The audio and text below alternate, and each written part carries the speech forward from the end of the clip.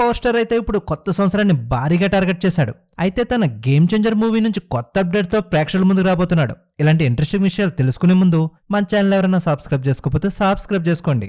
ఇక డైరెక్ట్ గా కంటెంట్ లోకి వచ్చేస్తే మెగా పవర్ స్టార్ నటించబోతున్న గేమ్ చేంజర్ మూవీపై భారీ అంచనాలు అయితే నెలకొన్నాయి. అయితే శంకర్ దర్శకత్వంలో కియారా అద్వానీ, రామ్ చరణ్ హీరోగా నటిస్తున్న పొలిటికల్ డ్రామాగా గేమ్ చేంజర్ రూపొందుతుంది. ఇప్పటికే మూవీకి సంబంధించిన ఫైనల్ షెడ్యూల్ ని హైదరాబాద్ లో చిత్రీకరిస్తున్నారు. అయితే ఈ షెడ్యూల్ మూవీలో కీలక సన్నివేశాలను చిత్రీకరిస్తున్నారని తెలుస్తుంది. అయితే ఈ షెడ్యూల్ ఈ మూవీకి ప్రధానంగా కీలకంగా మారబోతుందట.